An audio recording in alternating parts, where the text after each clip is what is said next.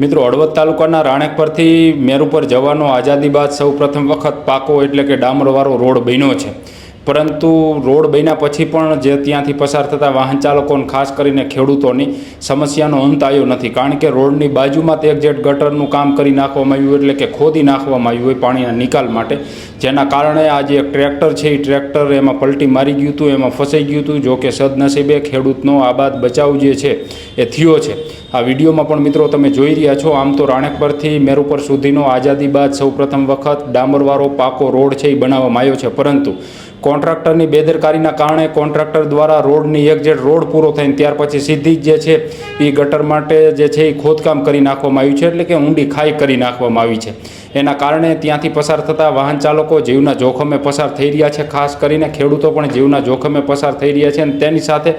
મહત્ત્વની વાત એ છે મિત્રો કે આ સિંગલ પટ્ટીનો રોડ છે, એટલે સામેથી જો ટ્રેક્ટર આવતું હોય, કંઈ ફોર વ્હીલ આવતી હોય તો પછી બીજું જે કંઈ સામે બીજું વાહન આવતું હોય તેને ફરજિયાત રોડ હેઠે ઉતારવું પડે, અને એમાંય જો રાત્રિનો સમય હોય તો સીધા જ ખાડામાં ખાબકે, અને જો વધારે કંઈ ઈજા પહોંચે સીધા યમરાજ પાસે પણ પહોંચી જાય તેવી સ્થિતિ છે। પરંતુ જવાબદાર તંત્ર કે પછી કોન્ટ્રાક્ટર દ્વારા કોઈ પણ પ્રકારની કંઈ કામગીરી કરવામાં આવતી નથી, એટલે હવે કદાચ આપણે એવું પણ માનીએ કે કોઈનો જીવ જશે ને ત્યાર પછી આ જવાબદાર તંત્ર કોન્ટ્રાક્ટર જાગશે એવું લાગી રહ્યું છે, કારણ કે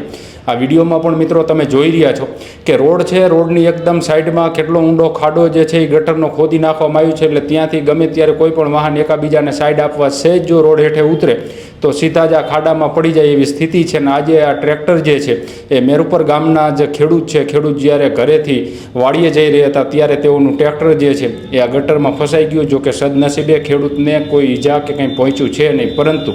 કોઈ ખેડૂતને ઈજા પહોંચે કે કોઈ ખેડૂતનું મૃત્યુ થાય, કોઈ વાહન ચાલકનું મૃત્યુ થયા, ત્યાર પછી આ જે તંત્ર જાગતું હોય છે કે કોન્ટ્રાક્ટર જાગતા હોય છે, તો અમારી પણ એક ખાસ વિનંતી છે કે કોઈના મૃત્યુ થાય કે પછી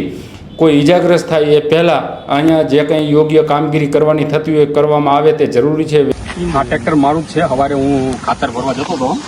તો સાઈડ દેવામાં આ ટ્રેક્ટર સાઈડમાં ખેંચાઈ ગયું, કારણ કે ગટરની બાજુમાં સાઈડ જે બનાવી જોઈએ કોન્ટ્રાક્ટરે એ સાઈડ બનાવી નથી, અને સીધી કોન્ટ્રાક્ટર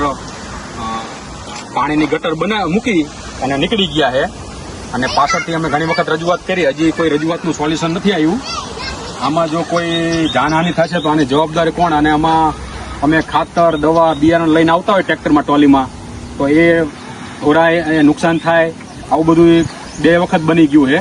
પણ તોય છતાં હજી કોઈ સુધી એનો કોઈ નિકાલ આવ્યો નથી।